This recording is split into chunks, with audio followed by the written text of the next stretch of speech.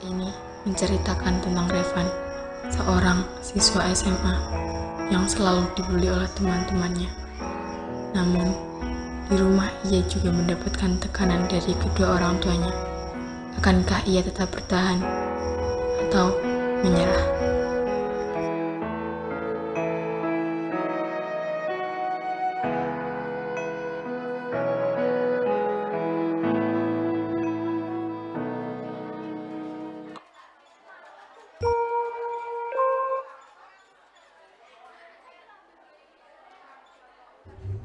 Saat masuk rumahnya, Revan melihat kedua orang tuanya duduk di ruang tamu, menunggunya pulang dengan membawa hasil ulangan Revan kemarin.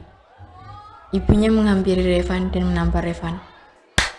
Kamu ini gimana sih? Disekolahin mahal-mahal, tetap aja nilainya jelek.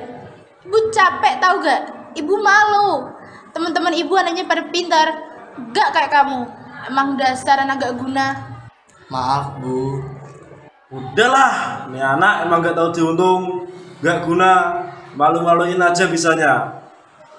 Ayah dan ibunya pun pergi meninggalkan Revan, dan Revan pun pergi ke kamarnya untuk menumpahkan kesedihannya.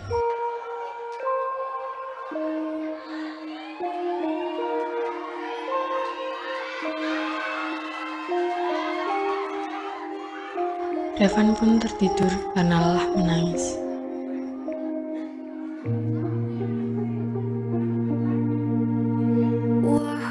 Di jam 2 pagi, Revan dibangunkan oleh ibunya untuk belajar karena keesokan harinya ada ulangan. Revan pun terpaksa bangun dengan matanya yang sayu dan terlihat lelah. Di tengah belajarnya, Revan terbatuk dan saat ia mengajaknya, ternyata terdapat bercak darah di tangannya.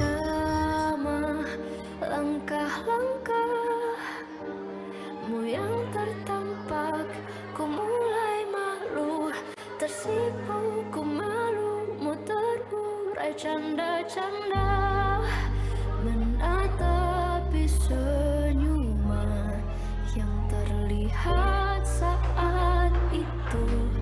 Detik itu juga ku berhenti berhayal, seperti semua terjadi sinarnya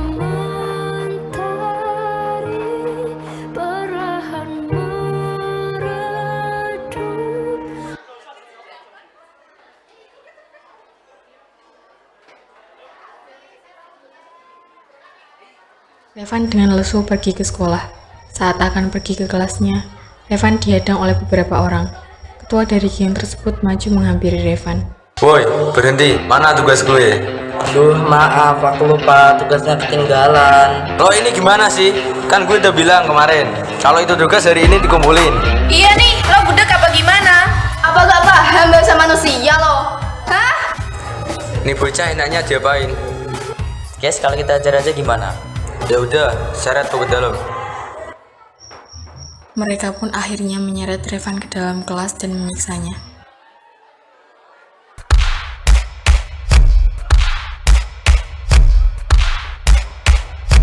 Namun mereka tidak menyadari ada seorang siswa yang melihat kelakuan mereka dan merekam kejadian tersebut.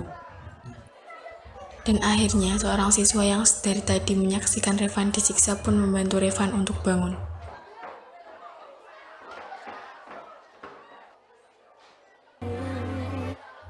Revan pulang dengan keadaan babak belur dan penampilannya yang berantakan. Orang tuanya sudah menunggu Revan untuk melihat hasil ulangan Revan hari ini. Namun malah dikejutkan dengan keadaan Revan yang mengenaskan. Bukannya kasihan melihat keadaan Revan, mereka justru memarahinya. Habis dari mana kamu? Jam segini baru pulang. Habis tawuran kamu, hah? Udah ngerasa jadi jagoan kamu? Ayah, please jangan sekarang. Revan capek mau langsung istirahat. Udah berani ngelawan kamu, hah? Sini ikut ayah. Revan pun dibawa ke gudang oleh ayahnya. Ayahnya pun mencambuk Revan dengan ikat pinggang. Revan merintih meminta ayahnya untuk berhenti. Ayah, tolong berhenti, sakit. Tolong, berhenti, sakit. Namun ayahnya tidak menghiraukan sama sekali. Setelah puas mencambuk Revan, ayahnya pun keluar dari gudang meninggalkan Revan sendirian.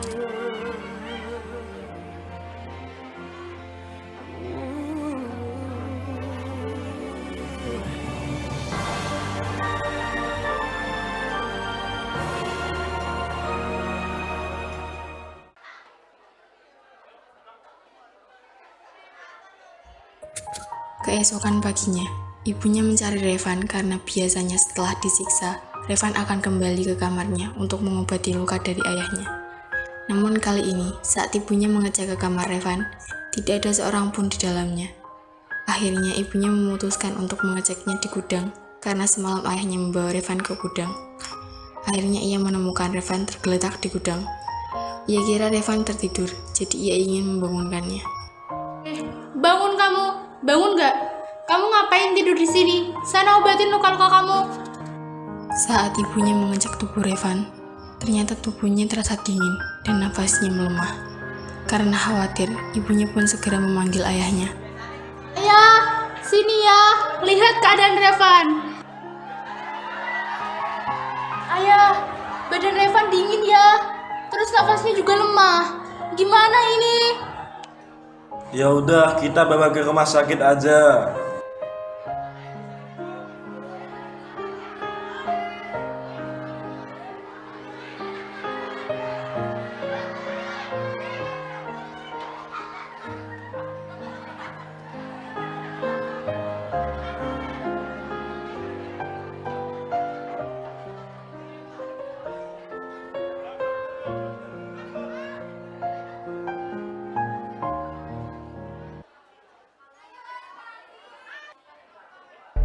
Dokter keluar dari ruangan Revan. Dilihat dari mimik wajahnya, sepertinya penyakit Revan cukup serius.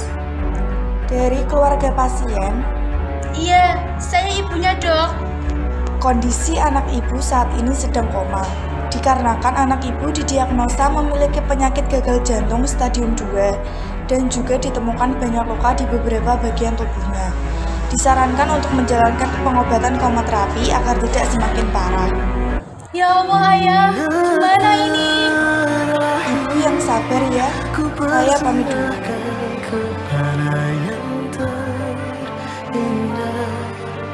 Sebagai satu tanda cinta untuknya.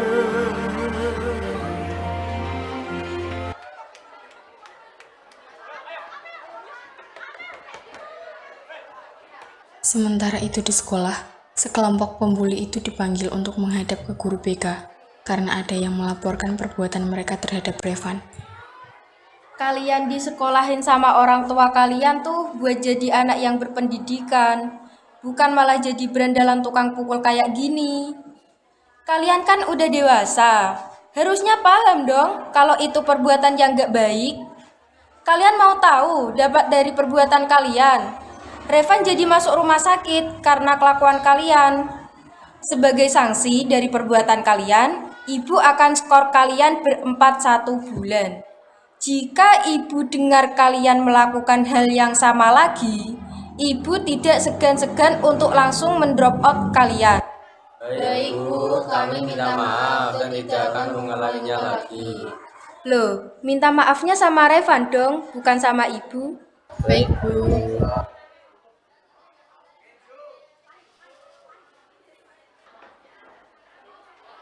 Beberapa hari berlalu.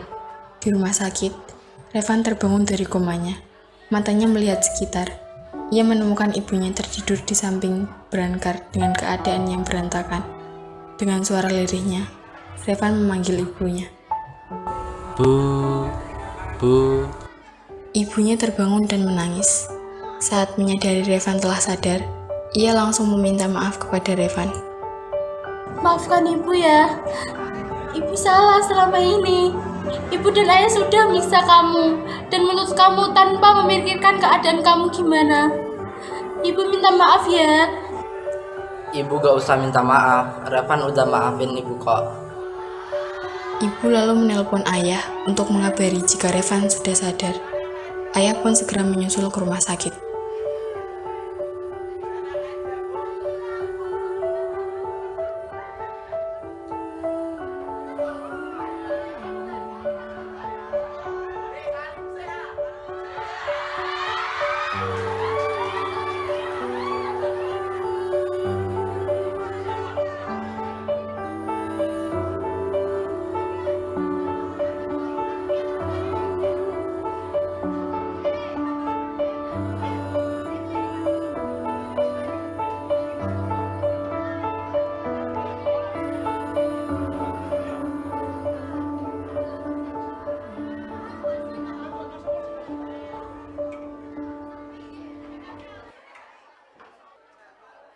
Para pembuli itu datang ke rumah sakit saat mengetahui jika Revan sudah sadar. Mereka berniat untuk meminta maaf kepada Revan atas perbuatan mereka. Van, maafin kita ya, kita nyesel udah bully lo. Iya, Van, kita minta maaf. Iya. Cepat sembuh ya, Revan, biar bisa sekolah lagi. Iya, nanti gue ajak main bareng. Kalian udah aku maafin. Makasih ya udah jengukin aku. Setelah ini kalian jangan lakuin bullying lagi ya. Dampaknya bagi para korban bukan cuma di fisiknya, tapi juga berdampak ke mentalnya. Aku harap setelah kejadian ini kalian bisa jadi lebih baik lagi. Ibu dan ayah Revan baru kembali dari membeli sarapan di kantin rumah sakit. Saat mereka membuka pintu ruang rawat inap Revan, mereka melihat ternyata ada teman Revan yang sedang menjenguknya. Akhirnya mereka menghampiri Revan. Mereka semua berbincang dan tertawa. Mereka semua berbincang dan bercanda. Ini merupakan momen yang paling berharga bagi Revan, karena selama ini, inilah yang ia inginkan.